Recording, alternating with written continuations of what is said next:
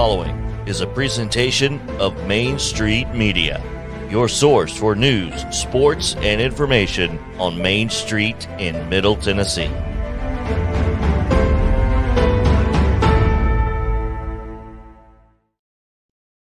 Sounds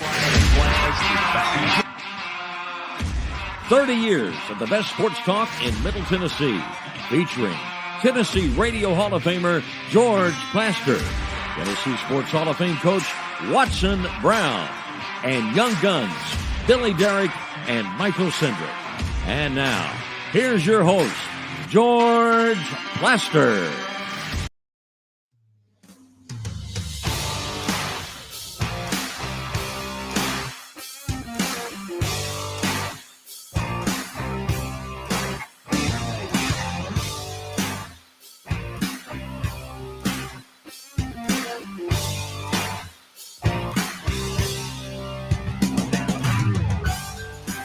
Hello again, everybody. Welcome in. It's a beautiful Thursday in Nashville, Tennessee. Bright sunshine. The last time we had rain, Nixon was in office. We do need rain, and we need it soon. That much I do know.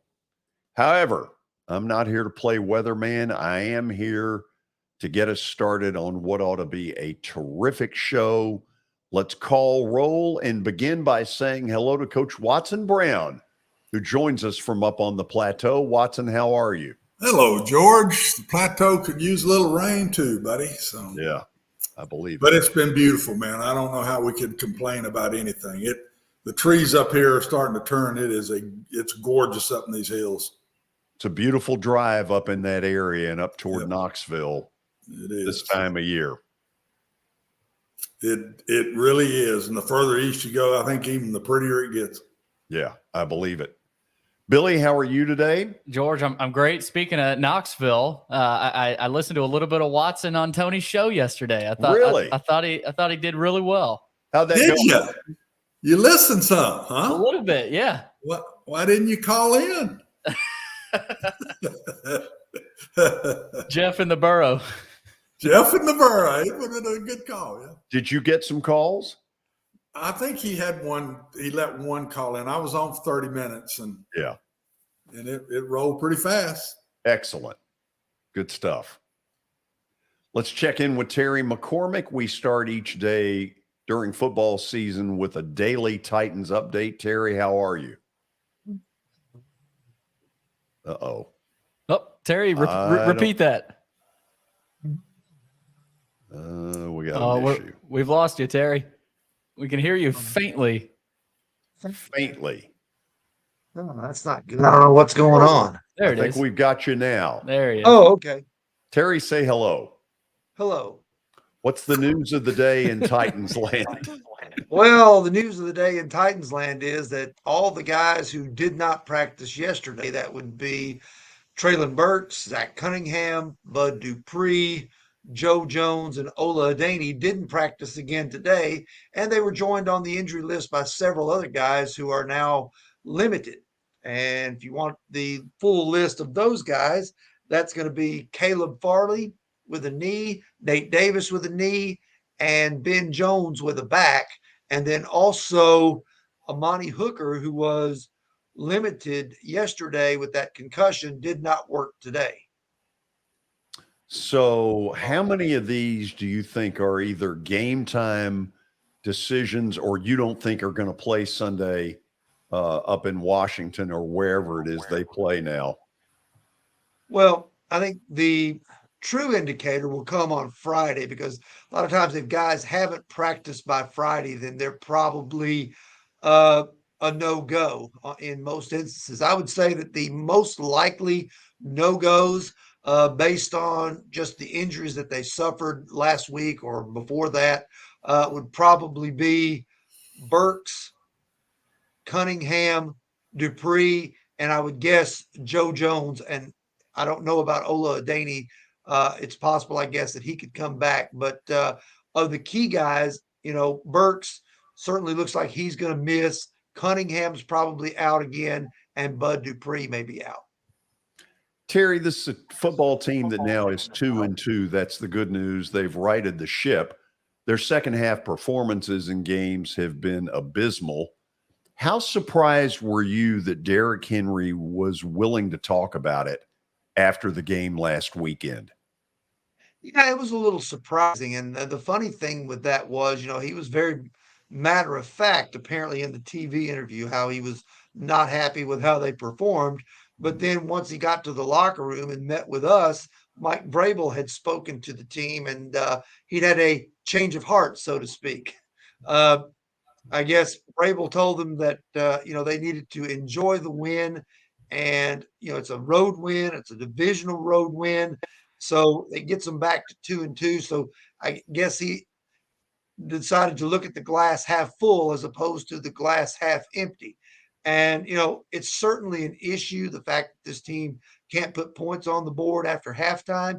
And, it's something that's got to be fixed, or sooner or later it's going to bite them, like it almost did against the Raiders. Yeah. Any thoughts out of Washington? They're an organization in total chaos. They've been in chaos for a long time. What do you think? Well, they have some talented players. I know Chase Young's not going to be there, but they've got some other guys on that defensive front that are pretty good. Over on the offensive side of the ball, they've got Terry McLaurin, who's a top flight receiver in the league. Now, the offensive line has not been able to protect Carson Wentz worth a flip because he's already been sacked 17 times in 4 games. So you're not going to win a whole lot doing that kind of stuff. So they've got to figure out a way to protect Wentz. I think they've been shortening routes and trying to get the ball out of his hands quicker. And to me, this is a game that the Titans have to go there and win. They can't be pulling this stuff like they did a year ago, losing to inferior teams like they did at home against Houston and like they did at the Jets. Yeah, this is one they definitely need to win. Terry, thank you as always. We'll talk again tomorrow. All right, sounds good. Terry McCormick, he starts each day during football season with that right there. The Daily Titans Update. That's what it is, George. It's powered by the Justin Tucker team with Platinum Realty Partners. They are proven to be trusted with your most personal asset. Give them a call at 615-906-8458, as well as Sumner Funeral and Cremation. They are sharing their family with yours in your time of need. They've got 2 convenient locations in Gallatin and Hendersonville. You can also find them online at sumnerfuneral.com.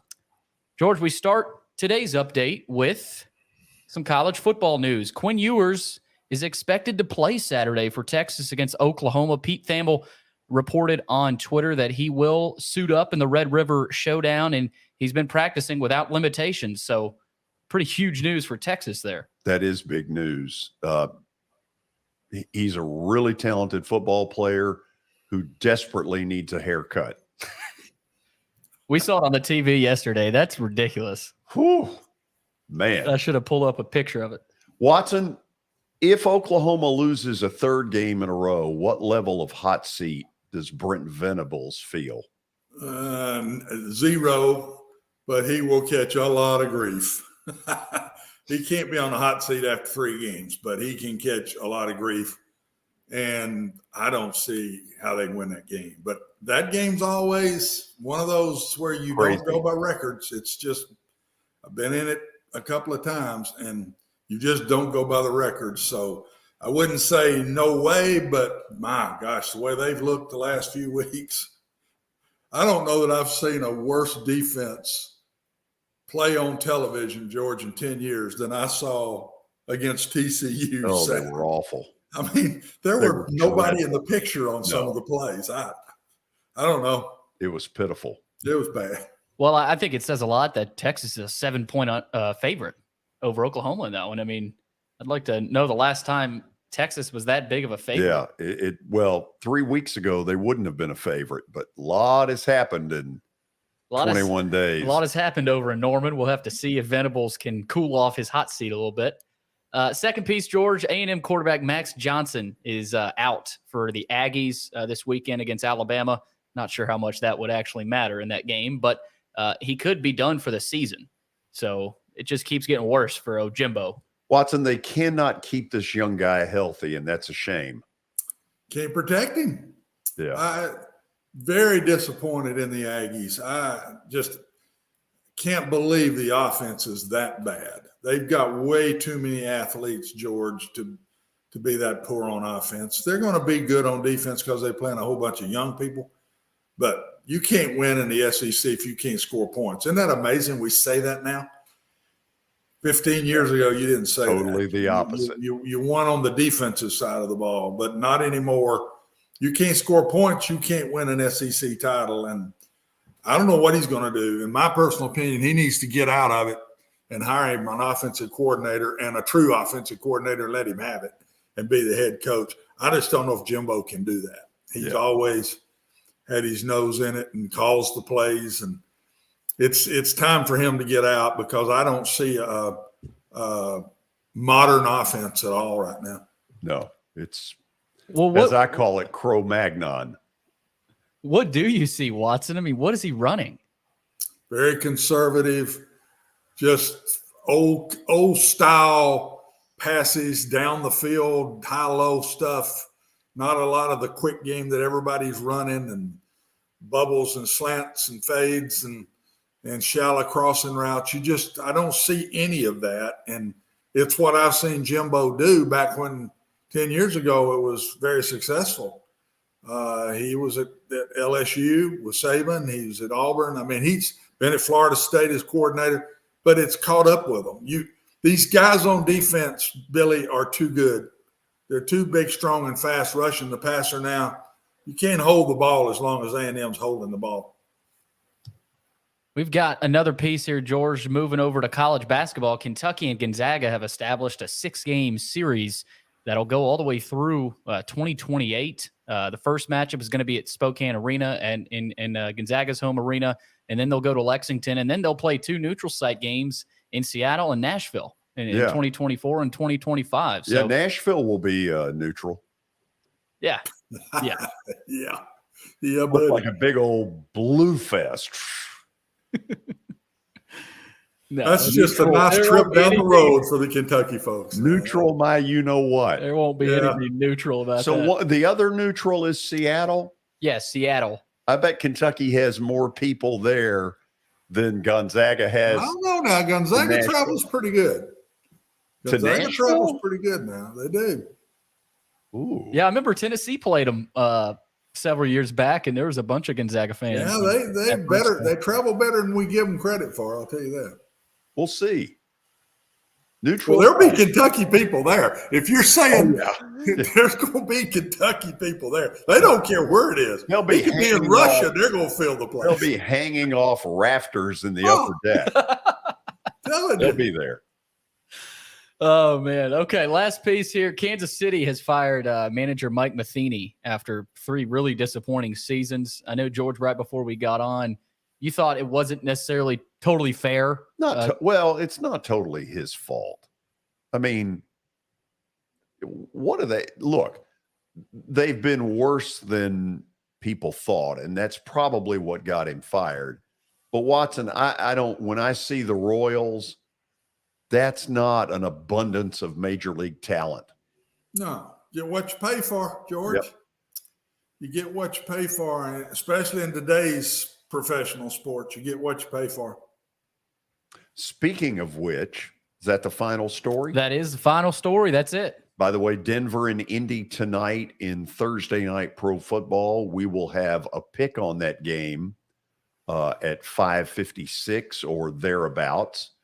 After the break, former Vanderbilt outfielder Rhett Wiseman, who is a very good talker, will get us into some baseball issues, postseason play, the pitch clock, how minor leaguers are treated. We'll get into all that stuff with him. Then we'll get into the Auburn rumors, which all of a sudden are including 2 new names that you're going to want to hear about. So stick around. This is Main Street Media Television.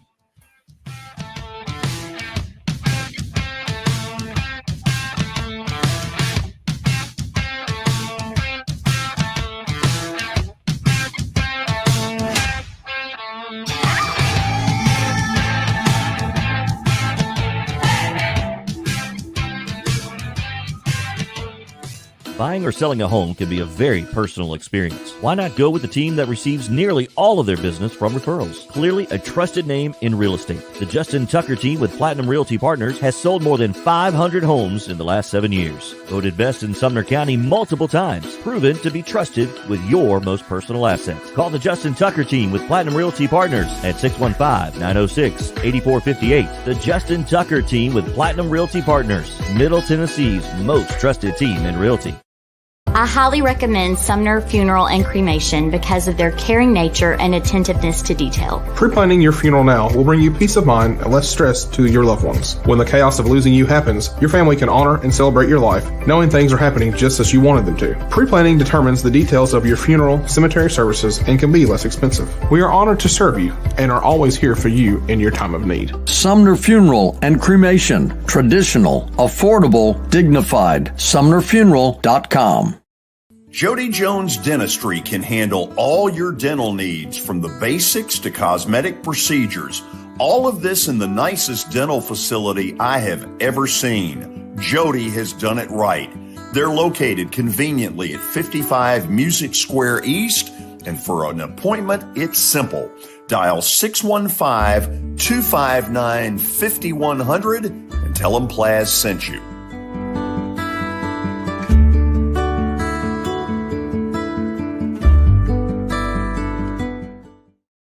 When you're thinking about golf, consider Riverside Golf Links. Under new ownership, the course has improved dramatically.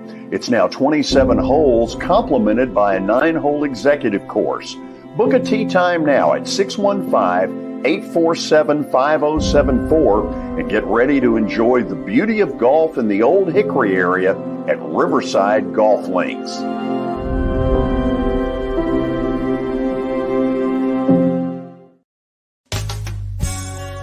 I'm Bart Durham. I was sworn in as a lawyer in 1963, and I've been working as a lawyer since then. We're a firm that does exclusively personal injury, a lot of tractor-trailer crashes. Insurance companies will open up their checkbooks when you force them to. We have systems that work. We get the most money for our clients in the shortest amount of time. I'm Blair Durham. My dad and I want to help. Give us a call at 615-242-9000. This is Eric Berner with Rockcastle Wealth Advisors. I help people in the pursuit of making their money live as long as they do. People hire me because I use a customized, individualized, and personal approach for the person I'm working with. Everyone's situation is different. If you've lost a spouse or a parent and want to make sure your inheritance is utilized and does not just disappear, I can help with that. Call me at 615-235-1058 or email Eric at rockcastlewealth.com.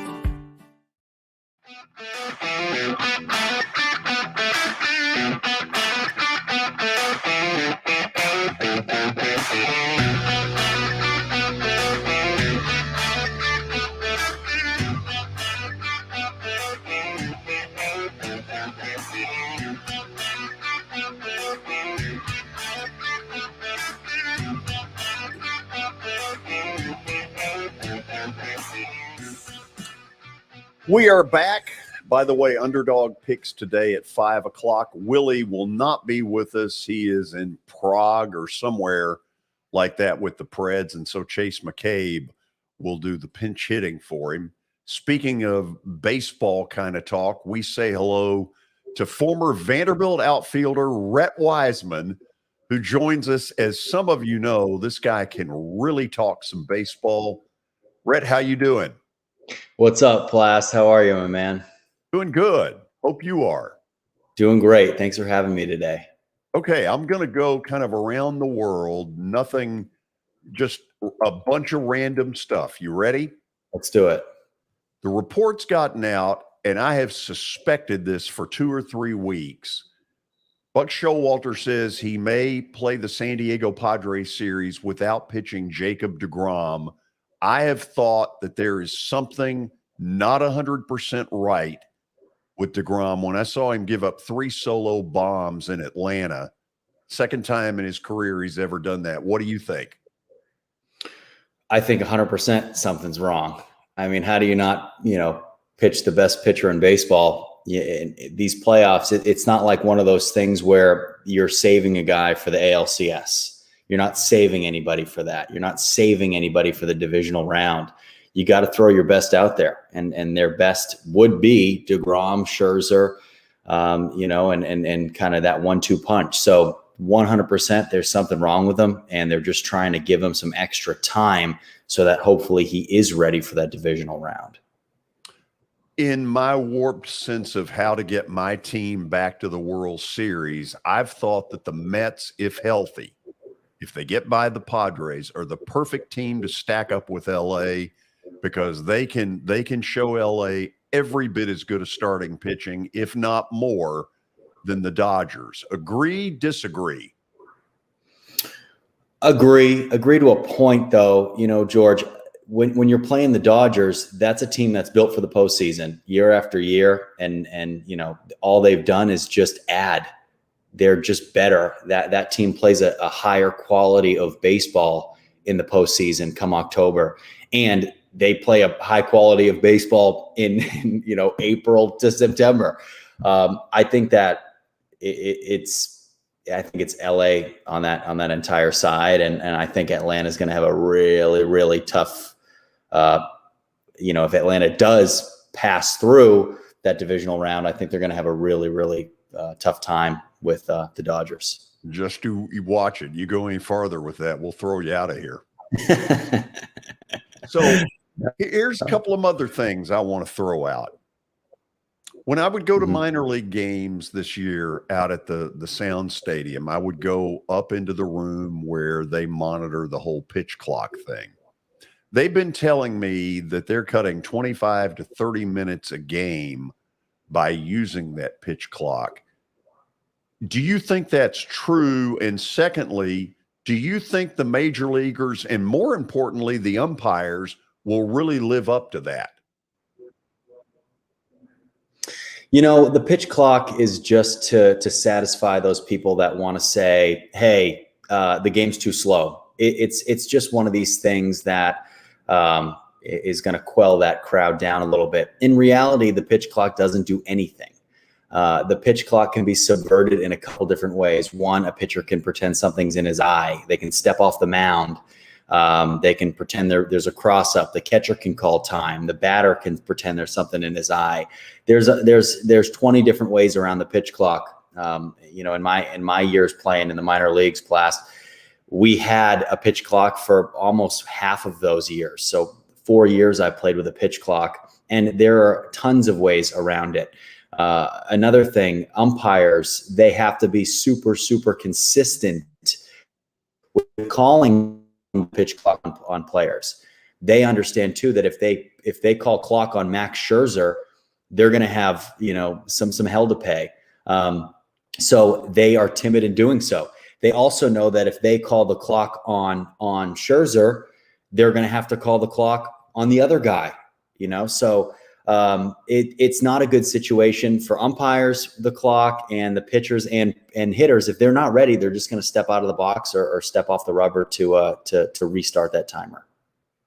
We're getting rid of the shift, which on the surface I really like, but I'm kind of sitting there saying to myself, why didn't the hitters take control of it and say, okay, if you're going to stack the box on the right side, I'm going to the left? And they never did that. Yeah. Plast, I hate the shift as a hitter. However, people will tell you that statistically over the last decade, the shift hasn't changed much.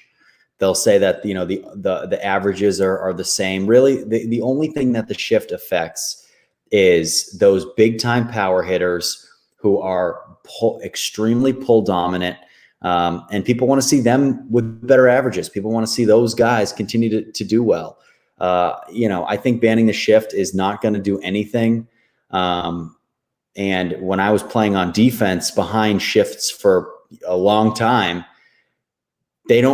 you realize the times they don't work more than you do the times that they do work. So my thoughts on the shift are pretty impartial. Okay, Watson's going to take you in a minute down the road of the playoffs a little farther than I did. In your minor league days, you were pretty outspoken about treatment of minor league players. They're not part of the union with the Players Association, that kind of thing.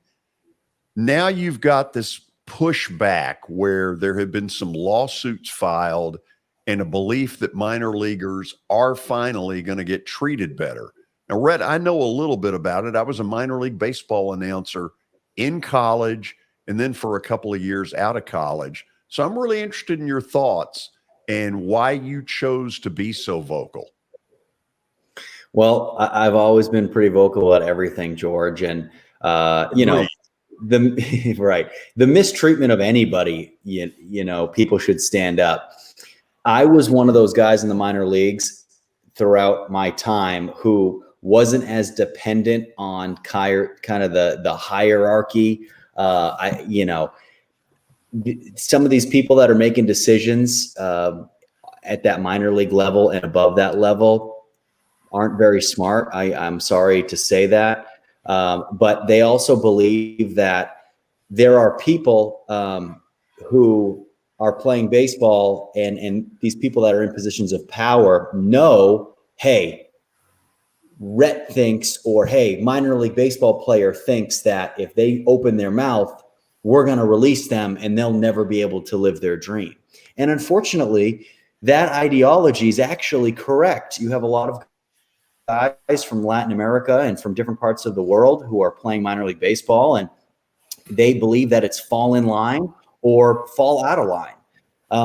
And that's something that I never agreed with. I never was going to kind of just fall into that thought process of, hey, this stinks, but I better just keep my mouth shut and you know, for lack of a better phrase, just kind of take it.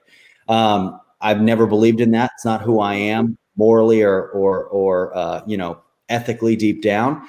So I figured, you know, I'm going to open my mouth, and you know, by no means is that the reason why we're this close to a union now, but you know, just showing people that you can stand up to this group of owners and this group of, you know, higher ups has really opened a lot of doors and hopefully will lead to some serious change. Watson, it sounds almost like radio. Rhett, to go a little further with minor league baseball, what do you think would improve it? Are there too many people drafted? Is it too hard to go from single A through triple A to get in? None of the other sports, it's a lot easier to me in the other sports, but they don't draft as far down in the draft as baseball does. What would you do differently with the minor leagues as far as draft or anything?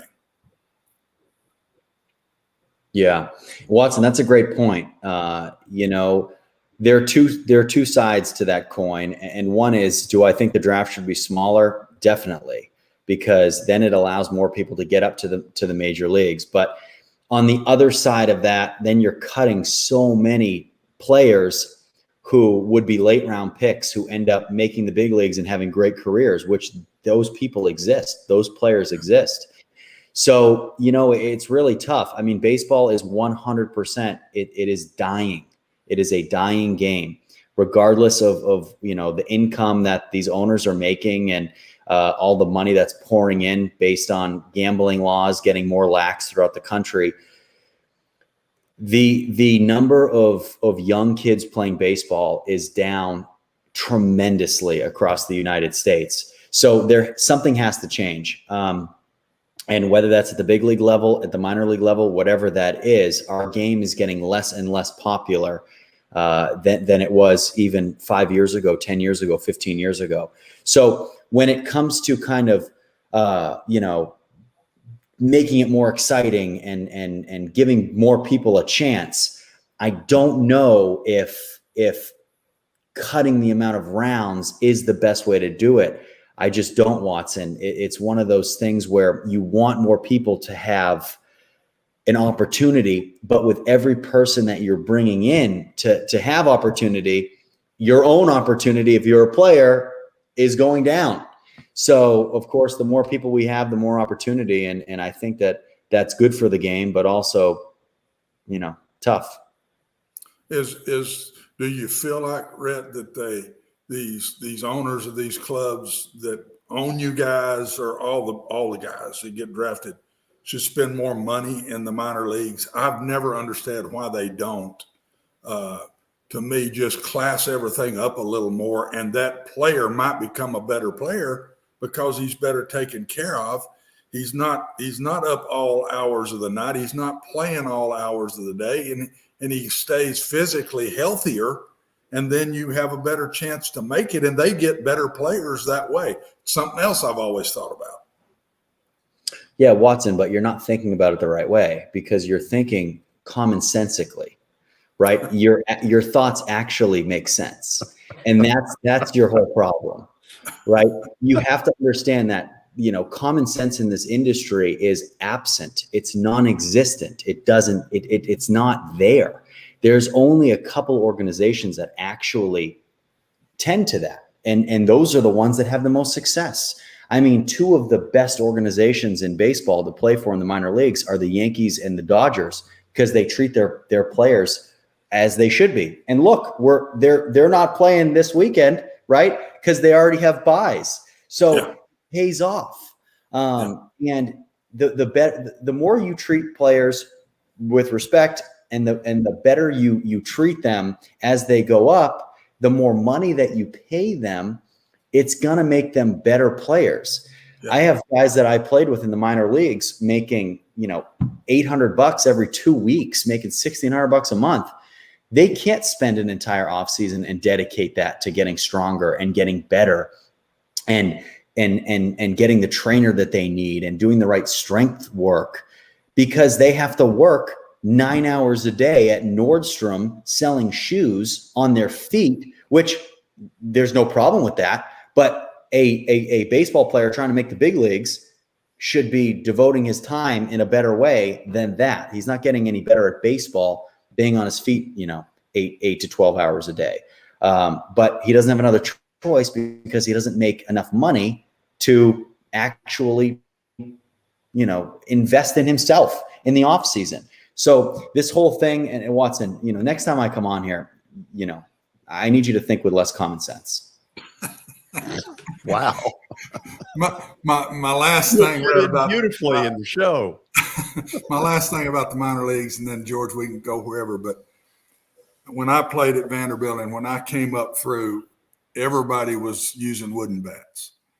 So that's all I've never played with a aluminum bat or non-wooden bat, whatever they are. I've never played with one. How hard was that to leave the aluminum bat when you're using it when you're young, and then you're using it up through your college time, and then you go to the wooden bat? How hard was that? How long did it take you to change your thought process, or to be able to use the wooden bat with confidence? Yeah, that's a good question. And the nice thing about that is college baseball has done a good job integrating the wood bat. So almost every single summer baseball league's wood bat. Vanderbilt in the offseason uses wood bat almost exclusively because it makes you a better hitter using wood. Now, I think that wood should be the only thing that's used. Aluminum is kind of silly, and you realize how much more powerful it is when you start using wood every single day. But you also realize your margin for error with an aluminum bat is 5 times greater than it is with wood. So you become a better player using wood. I wish that college would go to wood. I wish that all high school would go to wood. I wish that everybody would go to wood, but there's just too much money in metal bats right now. There's too much money in contracts and business and grossness behind those aluminum bats, to where I don't think we're ever going to see that. Yeah. But so you used them in the off season or in the summer. So it really in the transition that I think it would be. So that's, and all the colleges are doing that pretty much. I think the good ones are. Yeah. Yep. All right, George, my last thing, I've told George, we kind of disagree on this. See what you think. I don't really. Well, he's automatically going to agree with you. I think the Braves have the Cardinals, to me, scare me to death. And I'd rather play the Padres as the Cardinals. That's just me. I know the Padres have gotten hot. How do you feel about it? Because I don't think the Braves have got any easy route here. If the Cardinals beat the Phillies and they're the home team, and then we play the Cardinals and then the Dodgers after that, that's not an easy road. No, I don't think, I think once you get to the MLB postseason, I don't think there is such thing as an easy road. But I think honestly, Watson, I'd rather play St. Louis. The Phillies, if they get hot, I think they might run the whole gamut. With that lineup that the Phillies have, there's no stopping them if they get rolling. Now, with St. Louis, of course, they're super, super well balanced, but I think Atlanta's better at almost every position than St. Louis. Now, of course, you have some really close positions. You got obviously Arenado and Riley at third, but I think positionally Atlanta is better across the board. Rhett, first of all, thank you for taking the time to come on here. Going to want you to do this again sometime during the postseason. Read my lips very closely. Bravos. Got that? We'll see. Repeat after me. Bravo. We'll see. Thanks for doing this. Thanks, guys. Thanks, Rhett Wiseman, former Vanderbilt outfielder, joining us here on the show. When we come back, the Auburn rumors that will not go away. You're going to love the names you're going to hear because it's going to get you thinking a bunch. So stick around. This is Main Street Media Television.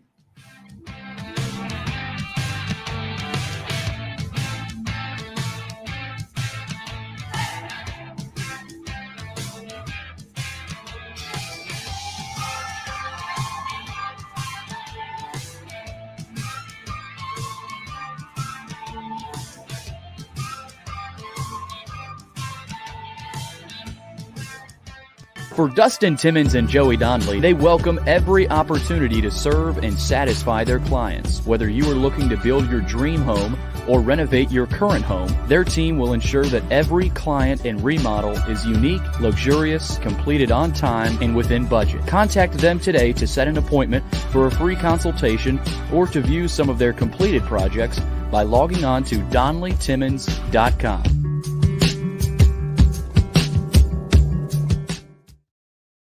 At WellSkin Dermatology and Aesthetics, we pride ourselves in providing access, innovation, and a patient experience second to none. Access to care and treatment when you need it. Innovation with medical-led cosmetics and various on-site technologies for full-service treatments with a customer experience that is calming, casual, and effective. Independently owned, providing medical, surgical, pediatric, and cosmetic dermatology and more. Visit WellSkinMD.com to schedule your appointment today. WellSkin Dermatology and Aesthetics. Access to healthier skin. It's your last chance to get a spring tune-up for summer. Complete Service Heat and Air can clean your coils, check out your motor, and make sure you have cold air on that first hot day of summer. Complete Service Heat and Air is located in White Bluff, Tennessee. We do service and repair on heating and air the right way. 24/7 service. Call us at 615-797-3997. That's 615-797-3997. Serving Cheatham, Davidson, Dixon, Hickman, Humphreys, Montgomery, and Williamson counties. Have you heard about the high levels of radon in Middle Tennessee? Radon gas is the second leading cause of lung cancer, second only to smoking, and has no color, no taste, and no smell. The only way to know if you have radon is to test for it. Duret Radon Mitigation offers testing for small and large-scale residential and commercial properties, plus mitigation services. Visit DuretRadonMitigation.com to request testing or get a free estimate for mitigation. That's DuretRadonMitigation.com.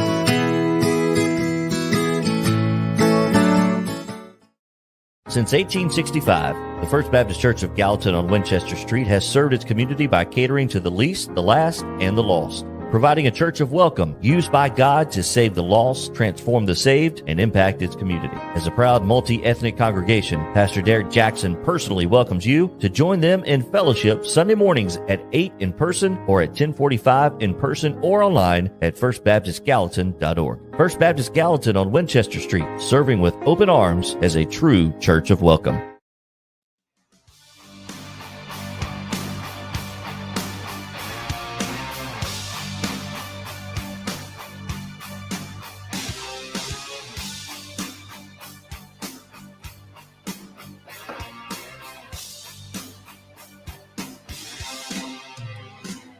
So let's face it, most of us, raise your hand. If you're being honest, you believe that at some point Brian Harsin is going to get fired at Auburn. Watson, you believe that, don't you? Oh, yeah, absolutely. And several weeks ago, I threw out a name that somebody had given me, which was Matt Rule, the coach of the Carolina Panthers, who I do believe will get fired at some point. They're offensively horrendous. So far, the Baker Mayfield experiment has not worked. But since that time, two new names that are not going quiet keep popping up that I keep hearing. Lane Kiffin. Nice picture. Nice shades. Where'd you get that, Billy? Online. Very nice. Let's see what you got for Hugh Freeze. Hello, Hugh. How you doing? So, Watson, let's bat around both of these. There used to be this whole, gentleman's agreement that you do not poach a coach from the same conference. That day has long since passed. Yeah, that's history. What? So let's talk about, first of all, what do you think it is ticking Lane Kiffin off at Ole Miss? I think Lane wants to get as high as he can get. And I think he thinks the ceiling, there are places higher in ceiling than Ole Miss. That's why I don't think he will stay there. I'm not saying this year, but I just don't think this is the last stop for Lane Kiffin. And that's just his mindset is he wants to go for the gold. And my gosh, he's had two pretty good gold ones in Southern Cal and Tennessee, but he's trying to work his way back up to one of those again, in my opinion. And I think the football world thinks Auburn is one of those. They've won national championships, and they've got a big obstacle right now that they hadn't been able to get by in a while. But everybody still behind the scenes, George, thinks Auburn is a top line job. And I personally don't right now, because you've got a long way to go to pass Nick and to start beating him again. And the Auburn people are just not very patient. The other thing with Lane, I think he'd love to jump right in the middle of Nick Saban. I think he would love it. Be the one to drive him out of coaching. Oh, just drive him crazy. He'd love to just be right there, jaw to jaw with him every day, because it's every day in the state of Alabama. Right. I've told you before on news shows at night, the lead story a bunch of times a week is Alabama or Auburn football. Not the sports story, but the lead story. It's unbelievable in that state, and I think Lane would love it. So it would not surprise me to see him hang around in this job. Okay. If we go back a year and a half, 2 years ago, when Auburn hired Brian Harsin, now this is just my opinion. I think Auburn found it a lot harder to get a really good candidate because of exactly what Watson said. There are a lot of coaches who want no part of going up against Lane Kiffin, of going up against Nick Saban. Now, it's not like Harsin is a communist or anything like that, but Watson, they are really holding it against him that he's not from the South. Yeah, unfair. But I am a believer. They're using it. they're using it unfairly in some ways, but I am a believer that a great football coach don't always fit every place. And I think you need to hire what fits you at Auburn. Auburn is a deep South university, a deep South job. The fans, deep South. I didn't think it was a fit. I think he's a heck of a football coach, and I think he'll leave Auburn, whether he sits out a year or he takes one immediately, and he will be successful somewhere back west. But I think it's hard for him here, and I'm not sure he's had a shot because they just didn't take him into family when he walked in the door. They just did not. And I can remember going to Rice from Cincinnati, and they all think they're hiring a Yankee guy that's coming from Cincinnati to Rice. And it took a year for me to get the Texas high school coaches to see, oh, this guy's one of us. As soon as they heard me talk, they understood a little better. But when they said Cincinnati and to Rice, they thought you said use guys. Yeah, you guys. Use guys. Use guys. But so I've been through that a little bit. It didn't take me long. And, of course, I didn't stay but 2 years, and I hightailed it back to Nashville. But I'm telling you, there is something to that. And Brian Harsin hadn't had a shot. If I'm an athletic director, I don't hold this against him in any shape, form, or fashion. When he's gone, he did a great job at Arkansas State. At Arkansas State, he did a great job at Boise. I would go back and hire him west, out on not just the West Coast, but from probably Colorado on. I think he fits that much better. I'm told that Auburn talked to Hugh Freeze a couple of years ago. Yeah. Now it's 2 more years at Liberty. Now there's no Malik Willis, and he's got to be wanting to scratch that itch. And he's had, compared to most coaches, a ton of success against Godzilla, Nick Saban. Beat him twice at Ole Miss. He was at Ole Miss and beat him twice. And, there's been a lot of talk about how he got those good players, but he probably had better players at Ole Miss than anybody's had there in a long time. Yeah. And I think he didn't feel comfortable leaving Liberty, George, early because they gave him a shot when he was dead in the water. Sure. But it's been a while now, and he's brought that program to prominence. I mean, Liberty's image now is a lot different than it was when he went there. And I think he will be ready now. And I think if I'm them, or what I think they will do is I think they're going at Lane Kiffin first. And then I think it would be Hugh Freeze second. And the reason I say that, Lane Kiffin, they know Lane Kiffin is not afraid of Nick Saban at all. They know he'd love the challenge. And Hugh Freeze has beaten him twice. So those two names to me is where Auburn's going to go. We may not hear it because both of them may pull their names out, but I promise you they're talking to both of them, to their agents, not the coaches. So you believe, now this will be the 3rd weekend in a row that I've tried to get Harsin fired. My suspicion is Georgia will be much more alert than they were against Missouri. They'll rip into Auburn pretty good, and then the stuff will start. You think that if the job comes open, that it's one of those two that ends up there? No, one of those two they go after. I don't know that either one of them will go or not. I don't know. Why would Hugh Freeze turn it down? I don't think he will. Lane, I'm not sure. I think he'd be infatuated with it, but I still think he says, I keep doing what I'm doing, and then all of a sudden one of the big boys pops open, and I'll get that. So I'm not sure Lane would go. I think Hugh would go. And they got to get through the SEC. Is the SEC going to approve him now? They wouldn't even let him go be an assistant at places. Well, okay, let me ask you this, though. I mean, I hear that. Okay, so Sankey tells Auburn, I don't approve. Well, so what? Oh, I think that's pretty big. That's a big bear telling you. He doesn't you. have a legal right to that. No, but I'm not sure you take that on. I'm not sure you think it's worth it. I don't know that Sankey would say that anymore. All I know is there were times that people tried to hire him as an assistant. I think Nick Saban did at one point. It's never been proven, but I think Nick Saban did, and I think the SEC said, I don't want you doing that now. So they did it once before. That's been 2 years ago, maybe.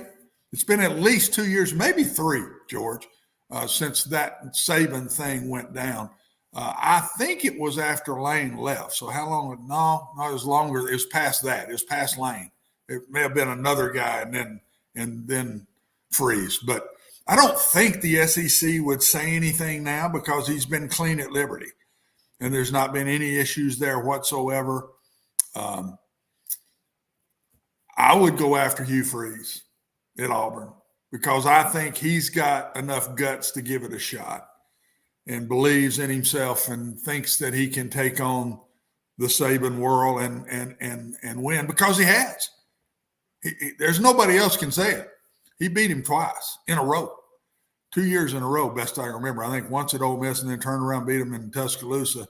He did have A.J. Brown and Metcalf catching balls. I mean, it's not like they didn't have any players there. You talk about 2 monster wide receivers. Oh, good Lord. Think about that. Hey, would the Titans like to have both of them? Whew. And Ole Miss had both of them. Yeah. Not an NFL team's got both of them. Ole Miss had both those guys. Watson, stop there. You'll like this line. Film at 11 on Saturday. Stay tuned. Did you like that? Yeah. Stat of the day. Hey, one more guy I think we're forgetting about, Who? George. Who? Oh, Neon Dion. Neon Dion. Does he have a shot at Auburn or no? I don't know. I've got him penciled in at Georgia Tech. You think Georgia Tech is more likely to? I just think, Billy, Auburn has tasted the waters now. They want a proven guy. Yeah. And I'm just not sure Dion's proven enough yet. So put up Lane's picture again as we go to the break. Those are good looking shades. Stay tuned. Stat of the day is coming up next. And then Underdog picks. This is Main Street Media Television.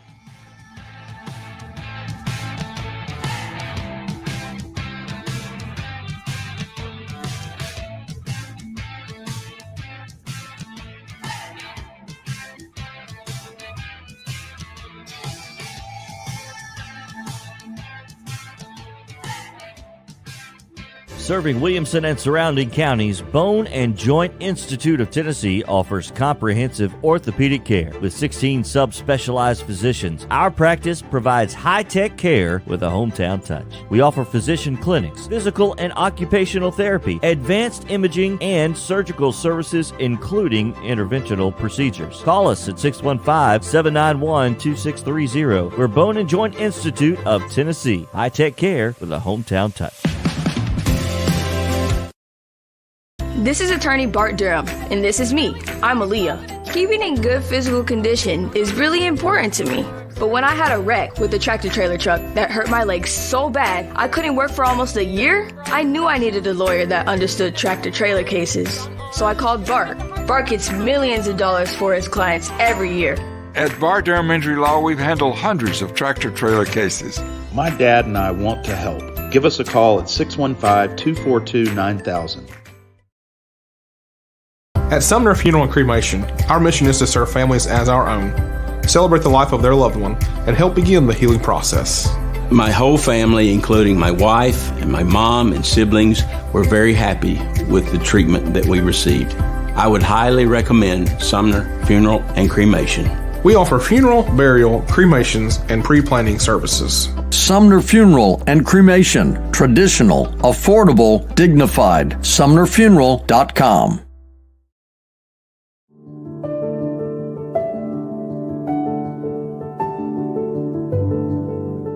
Welcome to the Omni Nashville Hotel. Urban elegance with a vintage touch. Our 800-room hotel opened up in the fall of 2013 with 746 guest rooms and 54 suites.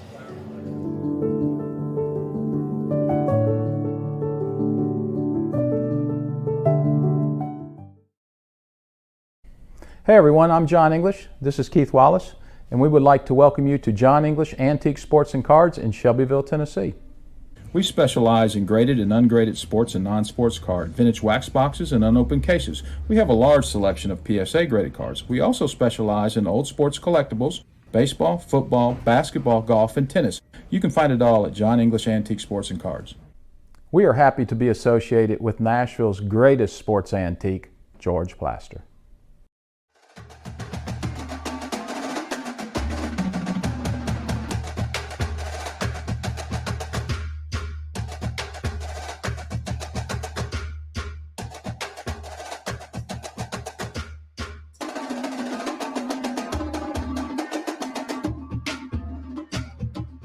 The Drum and Bugle Corps has arrived, and that means it's time for one thing and one thing only. It's Stat of the Day, powered by John English Antique Sports and Cards over in Shelbyville, Tennessee. You can find them out there Tuesdays through Fridays from noon to 5 o'clock and Saturdays from 10 a.m. to 5. Visit them online at johnenglishgradedcards.com.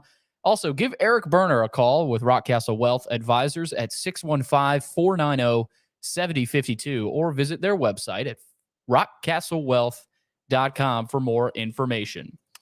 All right, we roll into today's Stat of the Day as I get to this question here. Here it is. Which 2-2 NFL team has trailed in their 2 losses this season for a total of only 14 seconds? I don't know how Michael came up with that one. It's got to be the Titans. Oh, no, absolutely not, Watson. No, because of the Buffalo. Yeah, the Buffalo game. Good Lord. That's the outlier. No. Okay, let's think this through. Wouldn't be the Rams. Let's see. Denver lost at the buzzer to Seattle. Watson, has Denver lost another game? George, I'm not sure. I'm not sure if they're 2-2 or 1-3. Aren't they 1-3? They're not even 2-2. We'd have to figure out first the 2-2 teams. Okay, Cleveland had a really close loss. Are they 2-2? Oh, I don't know. I don't know. I don't have it in front of me. See, that's the hard part with this question is we're not sure who all's 2-2. Yeah, we're failing early, but we're about to rally here. We're about to. Are you going to give us the 2-2 teams? I didn't know that was required. Well, I have the answer to the question. I don't want the answer to the question. I want to know who the 2-2 teams are. 2-2 NFL. If I'm teams. able to do that, we'll have it like that. Book it. Let's see. I kind of wonder, Watson, if it is the Browns. Okay. So you got the Jets at 2-2, the Chargers, Broncos, Browns, Ravens. So Broncos were in there. Bengals, Jaguars, and Titans. Watson, let's go Ravens. They lost at the buzzer to Buffalo, and they lost another game really close at the end. Let's go Baltimore. I agree with that. We're going Baltimore. How about it? We had a little help with that one. Starting to get too easy now. That's how Daddy pulls one out of his rear end. So that's all you needed. Little help. A lot of help. That's what happens when you get my help. A lot of help. Yeah. A lot of help with that because I had no idea who was 2-2. Baltimore Ravens, but they don't play a lick of defense. And eventually it's going to be more than last-second losses to get them. Their defense is horrendous. Now, we're about to get official. It is official. And, announce that the 5 o'clock hour is here.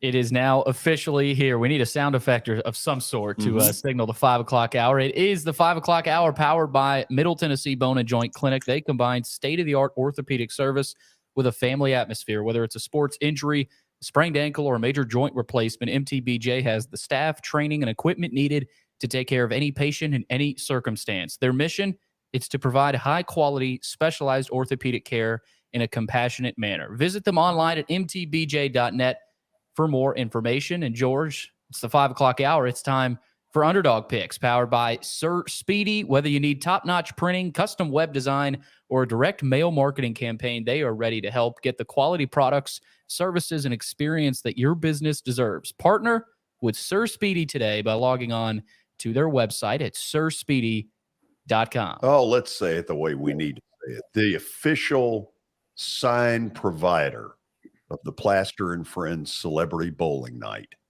That's how it's done. That is absolutely how it's done. And it is time for Underdog Picks. Let's check in with our panel. Left corner, down at the bottom, Darren McFarland. Tomorrow morning, he'll be up bright and early. His Indians play at 11 in the morning. Oh, yeah. Darren, what do you think? I feel good. I like their pitching. They're going to beat the Rays. No, I'm not going there. I'm not going. No. Don't do it. No, I'm not. Don't do it. It so seldom works. So what's their pitching rotation? Do you know? No, I have not looked to see who's going game one. I just like their depth. I like the fact that they have arms. And then when you get to their pen, they don't lose anything. I've been shocked. I think we talked about this, George, a week or two ago. Like, obviously, I did not expect for them to win the division. I didn't expect this type of year to be the 2 seed in the American League. If you'd have told me this in April or May, I'd still be laughing, right? I'd have been on the floor laughing so hard. But hey, they did it, and here I am sitting here telling you, not only in the playoffs, I think they're going to win round one. So crazier things have happened. Do you believe it or no? I believe. Yeah? I don't think Tampa's as good as they have been. I don't think so either. I think they've got some issues. Yep. Now let's go right bottom corner. It doesn't look like a guy from Prague. No, it really doesn't.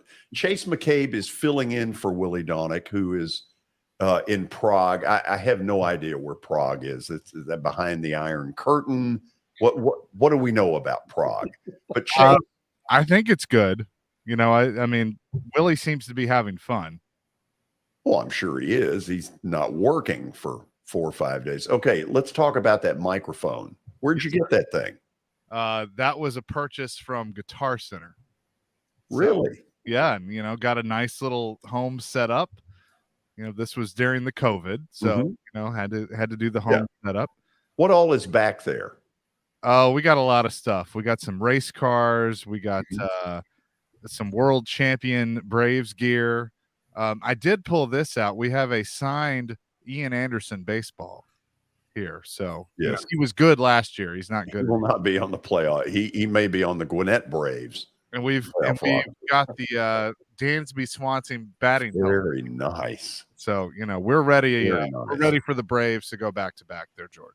So you're clearly not nervous for this first television appearance. No, I'm not. And it's funny. This is an honor. First time on your show. Back when we worked together before, you never let me talk. So I get to do that now. Now Darren, I've join the club, Chase. Well, you got to earn your stripes. That's how it is. Darren, do you think that's true that I never let him talk? Do not rope me into this conversation. I can't hear you. I'm sorry. I think I've got a bad connection. You're right. I'm sure you do. Darren and I've logged an hour or two together on the air. So, we've definitely had that. And it's an honor to be on with Watson. So this is cool. But to hell with me. Well, that's not what I said. It's an honor to be on with Watson, and you're kind of a consolation prize. Wow. Great. I love it. I love it. I'm Kelly's role. I'm just going to pick on you. Yeah, no, you're not Kelly's role. No, because we can hit a button. Can we not hit a button and get him out? No, that's true. Yeah. Oh, okay. George, thank you. Our one and only sound effect. Chase, you need to get into that 1025 library and send us some what do we call those things? Sound effects. I can do that. We need some. So what we're doing right now, Chase, will have very little to do with you because we are reviewing last week's picks, unless Watson has questions for the two contestants.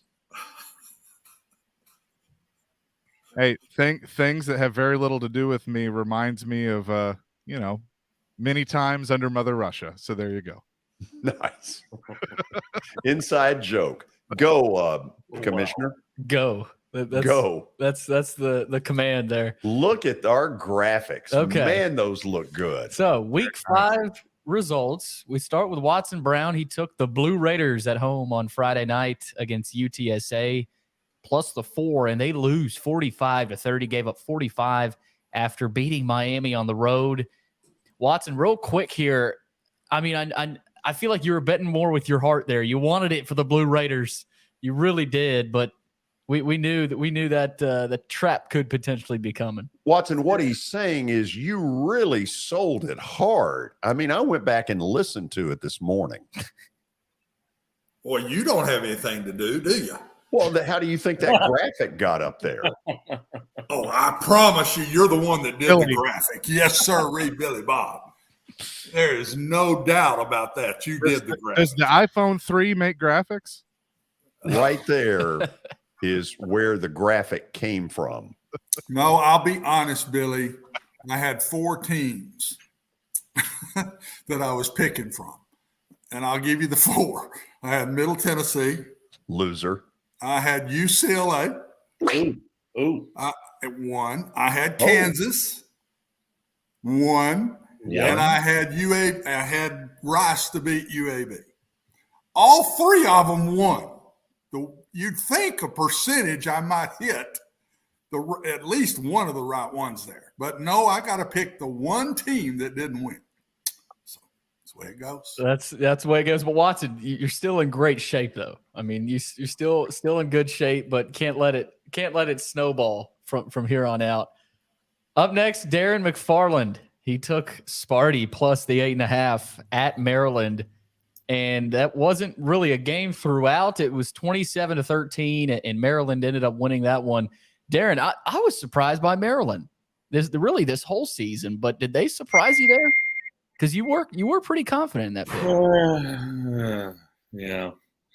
I watched Michigan State, and I told you guys last week, this is either going to make me look like a genius or a total dope. So I guess I look like a total dope. Michigan State sucks. They're awful. I will pick them the rest of the year. They're completely worthless. To jump on the Watson, to piggyback on what Watson just did, I just pulled out my sheet. I mean, I've got it here. I can show you guys.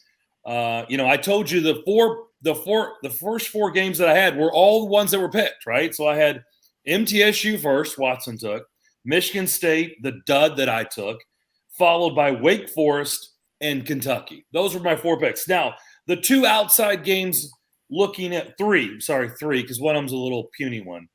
I had TCU, Illinois, and Oklahoma State. Ooh. Oklahoma State was a little 2.5 game. Wow. But all 3 winners after those first 4 games. Unlucky. Percentages not too good there, are they, Darren? Yeah. Feel your pain, Watson. Percentages were not too good. And you know what? This belly aching didn't get us any points. It made me feel a little bit better, Watson. I don't know if it made you feel any better, but I feel a little bit better. Yeah. Moral victory anyway. Yeah, that's right. Yeah, got to take them where you can. So Watson and Darren take a couple of losses. Willie Donick, meanwhile, who did not make the appearance. He is in Prague. I'm not sure what time it is out there. It is midnight. It's past midnight there. Okay, so past midnight for William. I guarantee you he's watching. He's watching right now. I guarantee you he's not. Yeah, I was about to say, I guarantee you he's not. Willie Donick took the Wake Forest Demon Deacons plus the 7 at FSU, and they won 31-21. Wake ends up getting that win. Chase, what do you have anything to say about Willie's pick last week? I mean, did he send you a message or some sort of where the hell do you think he got that pick from? Oh. Wow. What exactly are you saying? Well, the guy goes to Czech Republic, and now you're proclaiming to the world that you made the pick.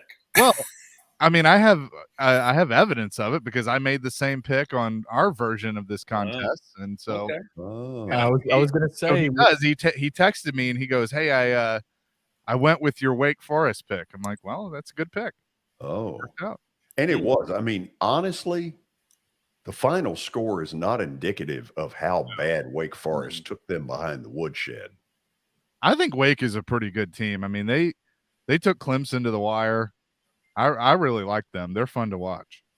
I was gonna say we need some proof, Chase, but there it is, right there. I'll send that with your sound effects. We got some homework for Chase in his first appearance on the Plaster Show. So Willie gets the win, and that bumps him up in the standings, as we will see. Meanwhile, George Plaster took Kentucky plus the 7. George, I was confident in this pick. I think we all were. I'm not kidding about this, but Ole Miss finds a way to win that, and seeing Will Levis get sacked there, I mean, I got totally hosed. That's some of the worst pain from a bettor's perspective. Darren, what were they doing? George, I have unfortunately lived that game my whole life. I felt bad for you. I think I texted you and said, I'm sorry. That's life as a Kentucky football fan. Right. You know, their special teams, their kicking game was woeful. They looked like they scored the apparent game-winning touchdown to then be called for, what was it? They were movement. Somebody wasn't set. I don't know what the exact call was. They weren't set, and they hiked the ball. So they had to do it over, and Levis, the next play, gets sacked and fumbles the ball. Game over. Thanks for playing. It was the right pick. And I know that in the standings, I don't look very good right now. In fact, I have the lowest point total you can humanly have, but I am making sound picks. 0. Yes. And I think you're the one, you got Will Levis hurt too, because you picked Kentucky. I don't know that he's going to play this weekend.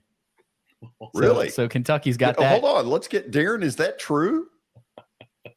I just like the fact that Billy's blaming you for Will Levis being banged up. What logic brought him to that? Just jump through the TV and hurt him? I had confidence in that, George. I did too. You know what? I'd do it again. I mean, what's the definition of? Oh, it should have worked. It should have worked. It should have worked. Watson, should you get points if it should have worked? Absolutely not, because I've asked that before when I've been dead last, and you have just nailed me. So, touche. George, I'll be honest with you. When you made that pick on our show, because you did it there too, you picked last, and you gloated that, I'm surprised this is still here. And I looked at my sheet and I go, why the hell did I not take that? Now, obviously, it worked out for me, so I'm not complaining too much. But I thought you had that. Yeah, it was a bucket. It was rough. So go ahead and put the graphic up there. So you saw the standings earlier. Right. That's where we're at. Watson 0.0. 0. So 0 for George. No wins yet. 0-5 start to the year. My first semester at Vandy, Darren, I had almost that same total. I'm not kidding. One semester, my roommate in college got a 0.0, and his punishment was his parents immediately pulled him out of the living arrangement with me, and they blamed me and put him somewhere else. And I'm not the one who got the 0.0. He did. I got blamed for it. Is this a roommate I know? No, you do. You do not know him. Okay. No. How about that? So George in last. That's 0. Really a pretty picture. 0.0. Yeah, I know. But how about this little back and forth up top with Watson and Willie? So Chase, a lot of pressure on you this week. A lot of pressure pinch hitting for Willie. So we'll have to see. You think Willie is watching this? God. There's a shot. There is no shot. Willie takes pride in his picks. Oh, bull. Darren, tell him. It's the same percentages as your points. Here's why I know this is true, what they're saying. Aaron's with him, so there's no way he's watching right now because it's midnight, so they're asleep. Willie will definitely There's no way. definitely wake up and watch this as soon as he can to check in on Chase's pick here. But Darren, you are in third. Hold on, Billy. I'm not willing to say that they're asleep. I'm just not willing to say they're watching. I believe they're probably out running the streets of the Czech Republic is what I think. I heard your interview with Pete earlier, so I know that they're having a good time. I've been sent pictures, and they're having a really good time. So, yeah, I don't think they're in bed at all. Wow. This was some information I didn't expect. So, would this be a good time to go to the break, Watson? So you better head there fast. But Darren, I think, had one last thing he wanted to say. What was it, Darren? Well, I was just going to say you could barely hear Pete because there were so many people around him, and this was at 9:30. So this was a little bit over a couple of hours ago, and they were going. I mean, anytime you got Terry Crisp involved and others, like it's going to turn into a party. Yeah, Sheila Crisp, it's going to turn into a party. I love it. We'll go to the break. I'm the first pick. Whoop-de-doo. Uh-oh. Stick around. Our picks are coming up on Main Street Media Television.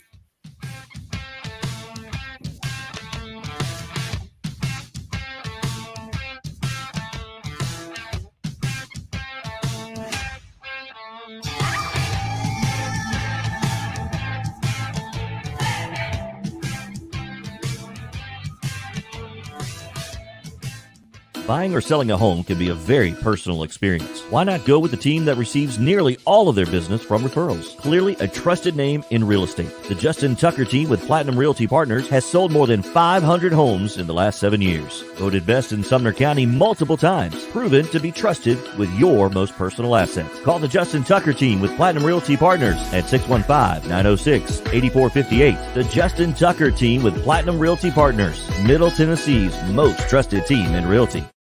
I highly recommend Sumner Funeral and Cremation because of their caring nature and attentiveness to detail. Pre-planning your funeral now will bring you peace of mind and less stress to your loved ones. When the chaos of losing you happens, your family can honor and celebrate your life, knowing things are happening just as you wanted them to. Pre-planning determines the details of your funeral, cemetery services, and can be less expensive. We are honored to serve you and are always here for you in your time of need. Sumner Funeral and Cremation. Traditional, affordable, dignified. SumnerFuneral.com. Jody Jones Dentistry can handle all your dental needs, from the basics to cosmetic procedures. All of this in the nicest dental facility I have ever seen. Jody has done it right. They're located conveniently at 55 Music Square East, and for an appointment, it's simple. Dial 615-259-5100 and tell them Plaz sent you.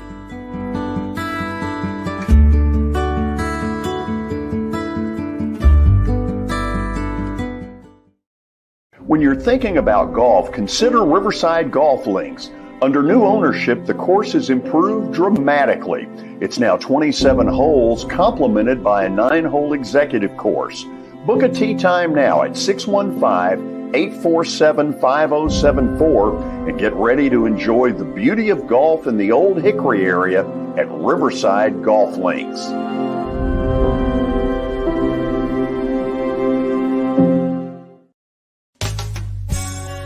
I'm Bart Durham.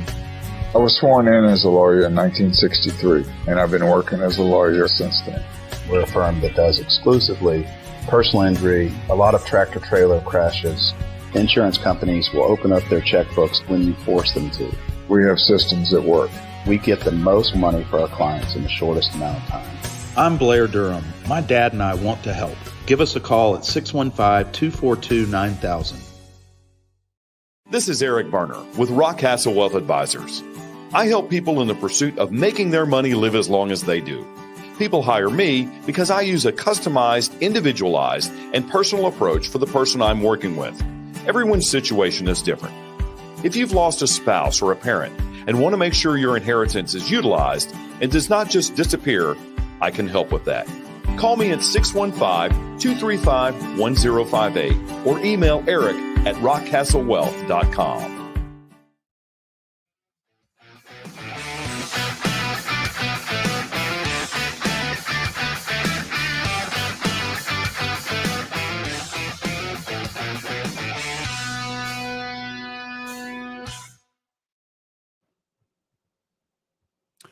Well, we're back. That was a interesting ending right there, just sort of straight out.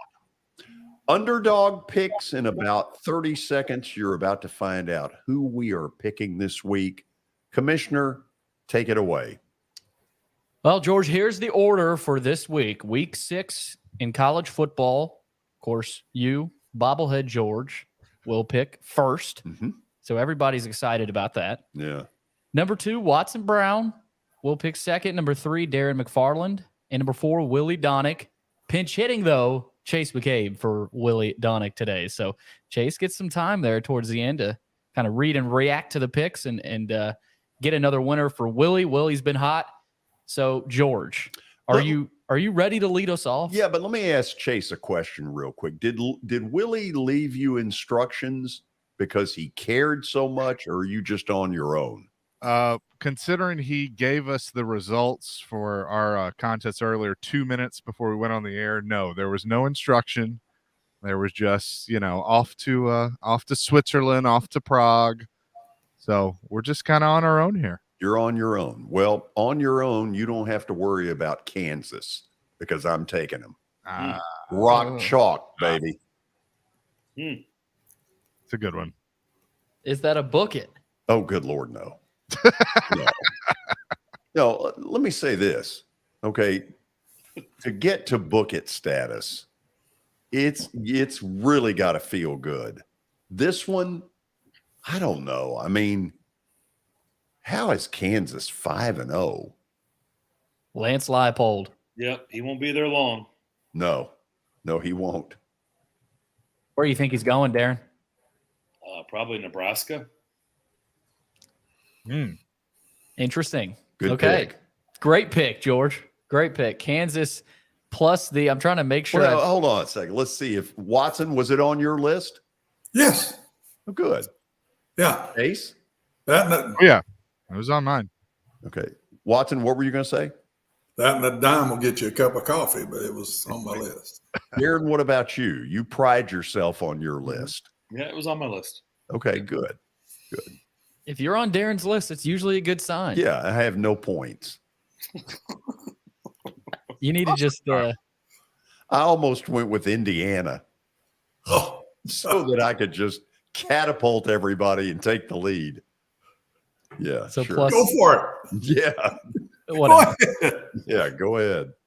Okay, so George takes Kansas plus the 7. They are at home. College game day is there. It's an 11 a.m. kick on FS1 in Lawrence. So definitely be watching that one. Up next, Watson. Watson Brown is up next. And Watson, of course, last week, I thought that was a good pick, but dangerous. Are you going a little bit safer? A little bit of a safer pick this week? When you pick underdogs, there ain't nothing safe about it. When I look at it, I mean, not only do you have to beat the spread, you got to win the game. That's not your normal way. But anyway, I'm going with the Bruins of UCLA. I'm going to take the Bruins at home. They're going to outscore Utah. They got killed last year at Utah, but the quarterback didn't play. So they're hot.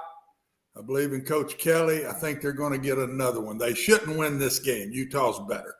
But I'm going with the Bruins. Dorian Thompson Robinson McFarland. Whatever his name is. Did you hear Darren's reaction? Darren, that sounded like you were bothered. No, they were second.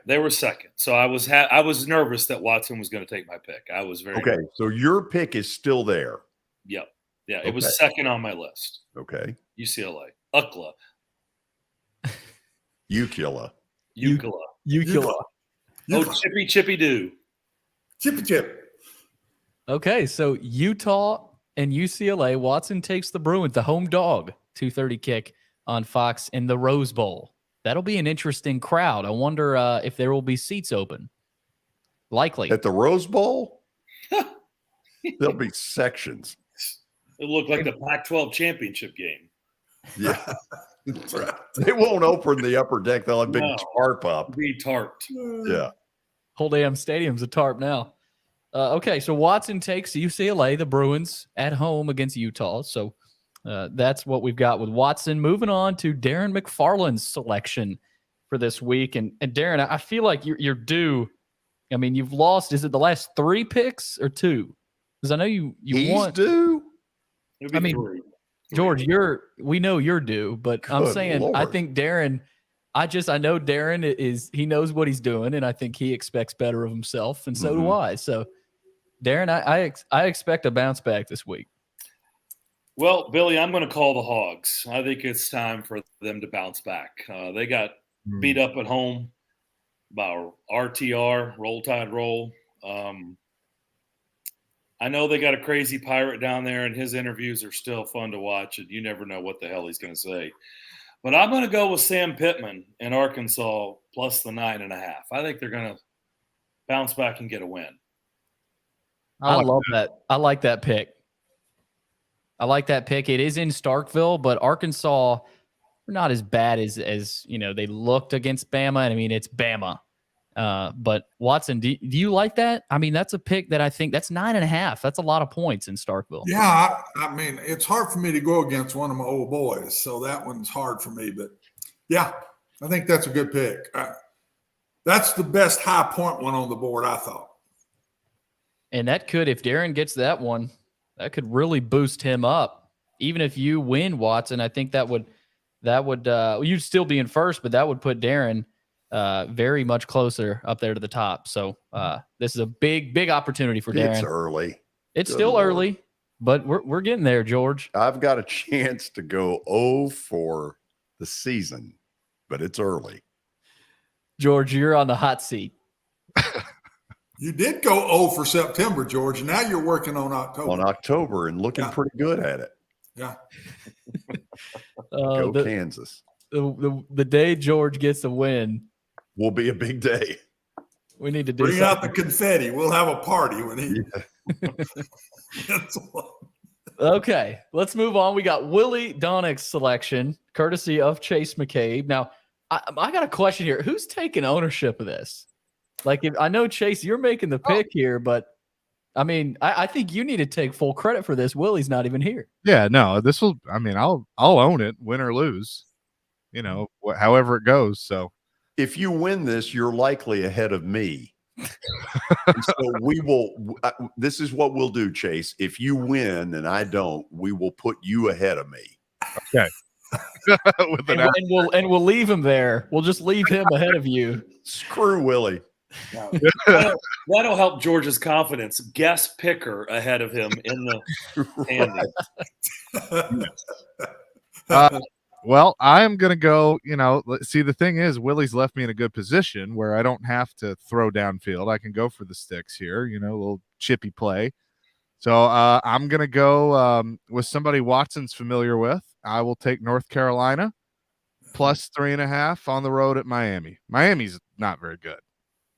And I actually think good pick. I think North Carolina is a pretty good football team. So I will take the Tar Heels. That's a really good pick. That's one of the sleeper good picks of the weekend. I'm kind of surprised it was still there. Well, I mean, let's ask the question. If you were willing to take UCLA, Watson, couldn't you back your brother a little?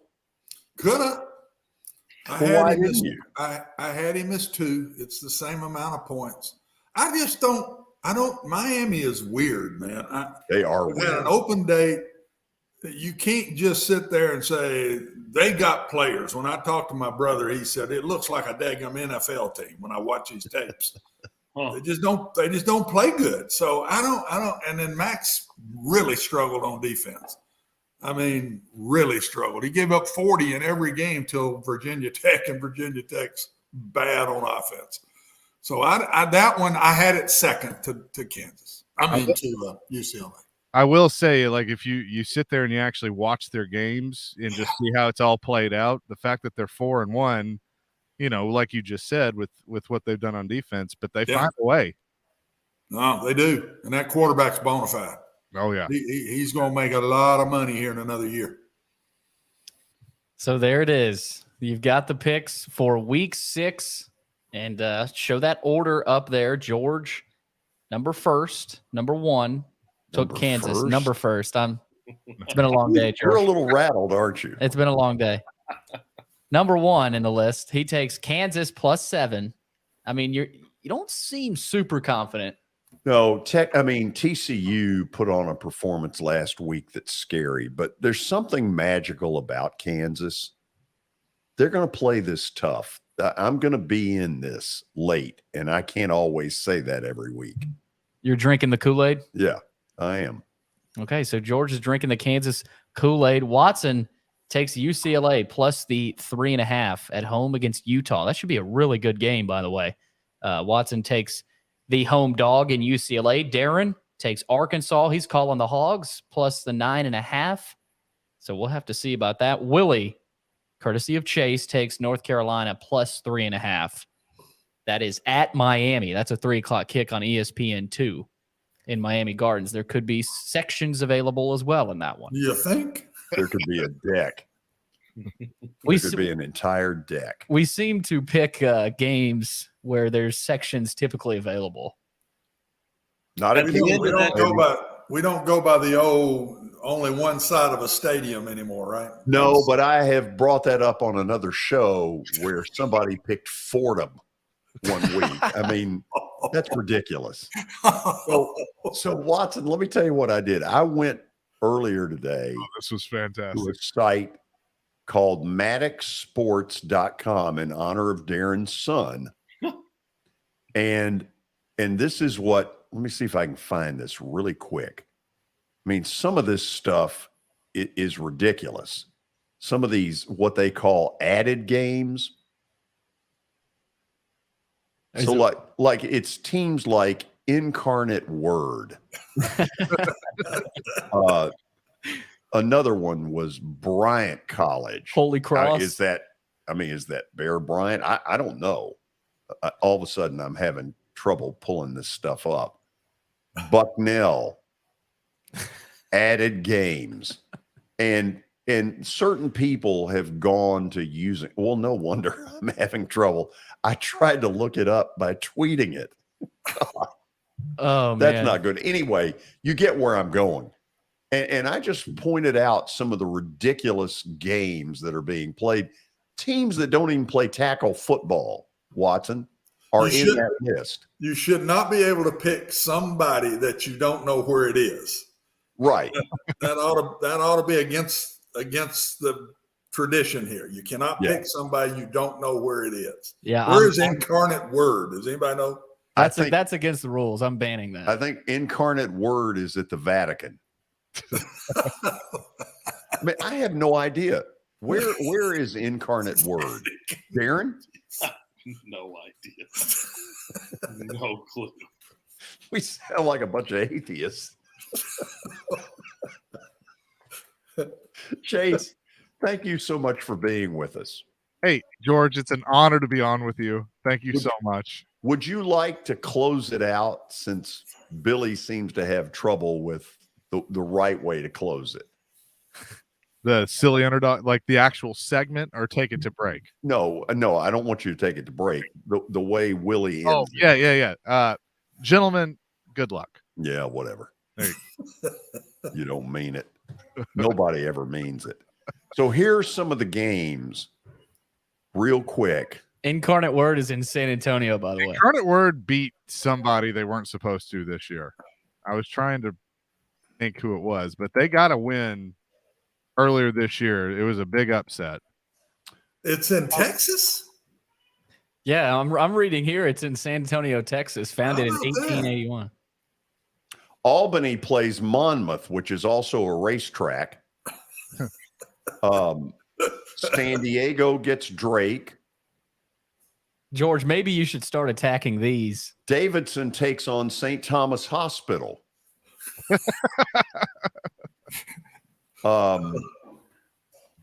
Stony Brook will play New Hampshire. The line on that game is New Hampshire by 8. This is the kind of... I like Stony Brook getting the 8. What about you, Darren? Sure you do.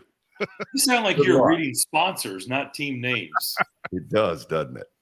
Guys, I appreciate you doing this. Chase, thank you for pitching in for Willie. Absolutely. Who did not care about your competition earlier today. That's a violation. Darren, good luck to your Indians tomorrow. Yeah, Justin Bieber takes the hill for the Guardians against McClanahan. Shane McClanahan's pretty good. Yeah. The Battle of the Shanes. Be a believer. Battle of the Shanes. All Guys, right. see y'all next week. Okay, thanks. Have a good See you guys.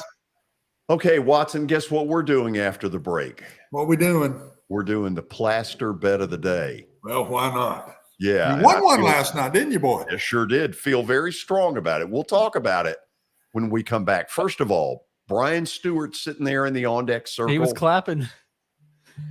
What was he clapping He about? was clapping for you last night, George. Yeah, the man. UCF pick. A win's a win, George. There you go. Take it any way we can get it. That's right. So tell me what's going on in your world. Well, I am, obviously getting geared up in the sports world, getting geared up for Alabama playing this weekend. We got the Titans hoping to take command of the Commanders up there in Washington. And good grief, I hope we don't have a letdown this week. And then, of course, the Braves getting ready to make their trek to the World Series this year next week. So very excited about that. A lot of good stuff going on in the sports world.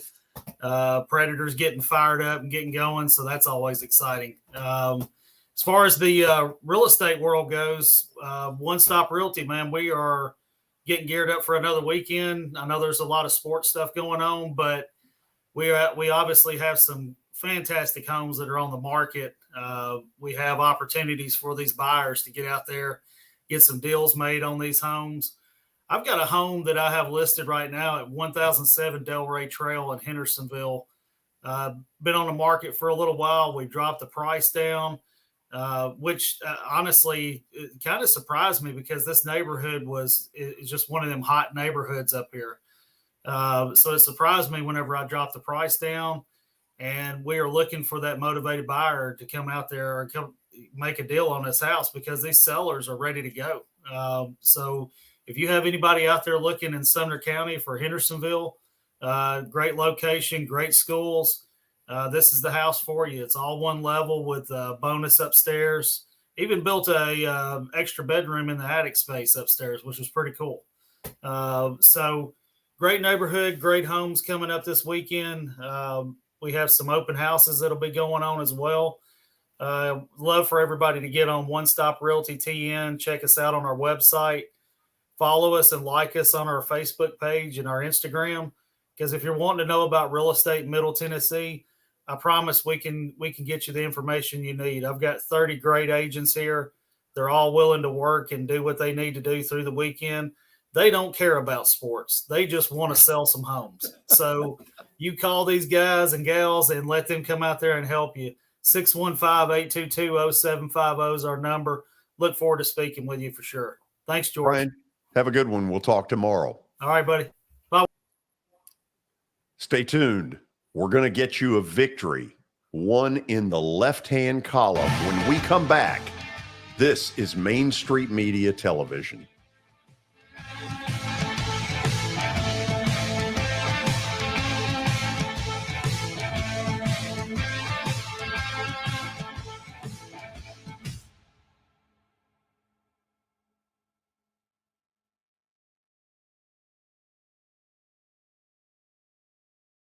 Serving Williamson and surrounding counties, Bone and Joint Institute of Tennessee offers comprehensive orthopedic care with 16 subspecialized physicians. Our practice provides high-tech care with a hometown touch. We offer physician clinics, physical and occupational therapy, advanced imaging, and surgical services, including interventional procedures. Call us at 615-791-2630. We're Bone and Joint Institute of Tennessee. High-tech care with a hometown touch. This is attorney Bart Durham, and this is me. I'm Aaliyah. Keeping in good physical condition is really important to me. But when I had a wreck with a tractor trailer truck that hurt my legs so bad I couldn't work for almost a year, I knew I needed a lawyer that understood tractor trailer cases. So I called Bart. Bart gets millions of dollars for his clients every year. At Bart Durham Injury Law, we've handled hundreds of tractor trailer cases. My dad and I want to help. Give us a call at 615-242-9000.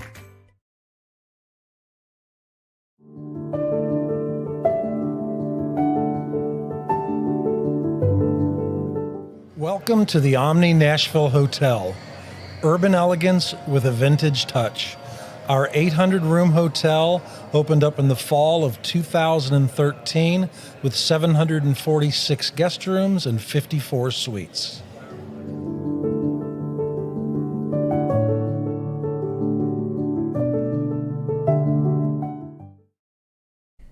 Hey everyone, I'm John English. This is Keith Wallace, and we would like to welcome you to John English Antique Sports and Cards in Shelbyville, Tennessee. We specialize in graded and ungraded sports and non-sports cards, vintage wax boxes, and unopened cases. We have a large selection of PSA graded cards. We also specialize in old sports collectibles, baseball, football, basketball, golf, and tennis. You can find it all at John English Antique Sports and Cards. We are happy to be associated with Nashville's greatest sports antique, George Plaster.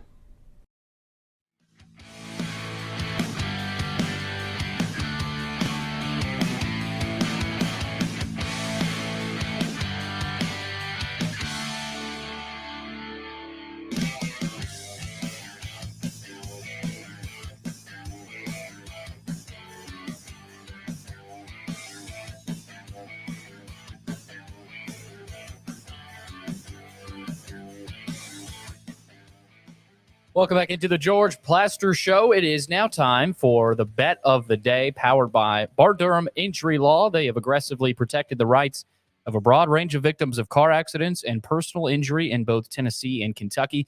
If you too have seen your life interrupted by an injury on a highway, in a hospital, or at your workplace, let their attorneys do the work fighting for the full financial compensation that you need. Learn more about Bart Durham Injury Law by logging on to bartdurham.com. George, let's take a look at some of those results from last night. Of course, John Rice Plumlee played a hell of a game. I mean, that's what got UCF the win, what he was able to do for that offense. So you get to 42 and 46 with a win last night. I'll be interested to see if you can make that 2 in a row. Hold on here just a second. Watson, I almost texted you at halftime. SMU was up 13-10. I thought you had it won. What in the world happened? SMU died in the second half. Yeah, and didn't play well in the first half, so I didn't feel as strong about it as you did. I wasn't watching it, but I'd turn over and see the score, and they weren't scoring any points. And when SMU doesn't score points, they're going to get beat. Because they're they not have that good very on little defense. defense. And, Plumlee is getting better. We watched him early in the year, and then we watched him a little last night, and I'm telling you, he's playing a lot better. And it's going to be interesting to see the Ole Miss quarterback as the season goes on. And there may be some second guessing letting him go if Dart don't pick it up a little bit. So within 4 of 500 right now, need a little hot streak to get where I want to get. I'm just going to do what I've been doing. You take the Thursday night home favorite. In this case, it's Denver. Not that Denver has necessarily been anything to write home about, but you figure at some point that Russell Wilson is going to start to get their offense cranked up. Indy without Jonathan Taylor, I don't know. Matt Ryan is not going to get away from Denver's rush. Watson, I think they're going to sack him a bunch tonight unless their offensive line is way better than what we've been seeing. Boy, and we've been watching them all year, and they've been poor. They're not very tough, not very physical. I agree with you on this one. I'm going with Denver too. I think Denver takes this, and Denver's been close. They've not been blown out. They're right there. I guess Indianapolis has too, but watching Indianapolis play, they just don't play good to me. So I'm with you on this one. Again, Taylor not going to play. I think it puts a lot of pressure on Matt Ryan. I just think Denver at home is going to cover, and we'll see tomorrow because I will have a bunch of picks tomorrow. Big weekend of picks. Big weekend slate. Catch up this weekend, George. Catch up. I intend to. All right. I could use a win tonight. Watson, I'll see you on Monday. See you on Monday, guys. Y'all have fun. Now, for those of you who are still with us right now, tomorrow the Preds open their regular season in Prague. Willie Donick will have the game on television, and then he will join us at like 5:10, about an hour and a half after the game is over, to talk about it. That is 12:10. That's a 7-hour time difference in Prague. He's going to join us. We'll do the normal things that we do on a Football Friday, and I will have a ton of plaster bets of the weekend to close it all out. See you tomorrow. Enjoy your football.